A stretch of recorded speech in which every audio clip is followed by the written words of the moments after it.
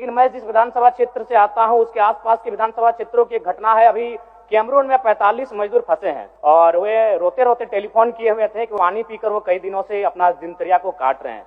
तो मैं आपसे चाहूंगा कि इस विषय को गंभीरता पूर्वक लें। सरकार तक ये संदेश देना चाहूंगा, अभी सीजीएल के मामले को लेकर झारखंड के लाखों अभ्यर्थी सड़कों पर हैं। आप सदन से बाहर एक बार उनसे मिले, वो आपके ही बच्चे हैं, इस राज्य के बच्चे हैं और आप उनको संतुष्ट करें। इस सदन की बात करें तो कहीं ना कहीं हम लोग एक परिवार हैं और परिवार के नाते आज इस सदन में बैठे हैं। जयराम कुमार महतो जी। परम श्रद्धेय आदरणीय अध्यक्ष महोदय को आज सदन का अध्यक्ष चुने जाने के लिए बहुत बहुत बधाई, असंख्य शुभकामनाएं। और आपके पोशाक से शायद परिचित हो रहा है कि आपने कुछ खोया है और ये सदन के साथ साथ मैं भी आपकी इस दुख की घड़ी में सहानुभूति प्रकट करता हूं।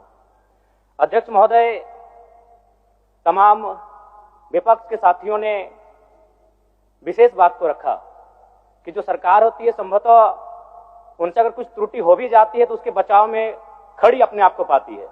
तो इसलिए अगर आप वास्तव में अगर झारखंड राज्य की समस्याओं से परिचय होना चाहते हैं तो आपको विपक्ष में बैठे और नए विधायक जो चुनकर आए हैं उन्हें आपको बेहतरीन अवसर देने का प्रयास करना होगा।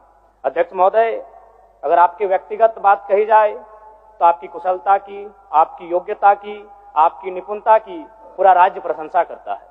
लेकिन हमें लगता है कि अपने व्यक्तिगत विषयों से हटकर हमें आज राज्य के जो ज्वलंत मुद्दे हैं उन पर भी अपने ध्यान आकृष्ट करने की आवश्यकता है। अध्यक्ष महोदय, जो मैं झारखंड लोकतांत्रिक क्रांतिकारी मोर्चा अपने पूरे संगठन की ओर से आपको बधाई देता हूं और आपसे विशेष मांग करता हूं, चूंकि मैं जिन परिस्थितियों से यहां से चुनकर आया हूं, कहीं ना कहीं राज्य के शोषित वंचित लोगों की एक बहुत बड़ी अपेक्षाएं हैं। इसलिए जिस दृष्टि से आप सत्ता पक्ष को देखेंगे, जिस दृष्टि से आप विपक्ष को देखेंगे, उसी दृष्टि से मुझे भी और मेरी पार्टी की ओर से मुझे बात रखने का अवसर दिया जाएगा। मैं आपसे ये मांग करता हूं, क्योंकि आज जो हमें बात को रखने का अवसर दिया गया है ये बधाई है।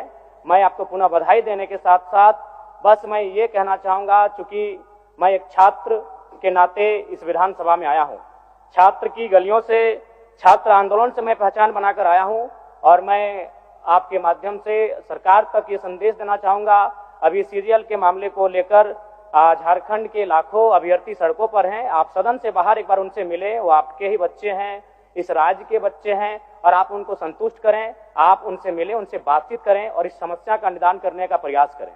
और चूंकि मैं एक विधानसभा से भी आता हूं तो मैं आपको अपने विधानसभा के संदर्भ में ये कहना चाहूंगा, मेरा विधानसभा जो कि परासनाथ की तराइयों में आता है, वहां जो लोगों की समस्याएं हैं वह मूलतः शिक्षा और प्रवास को लेकर हैं।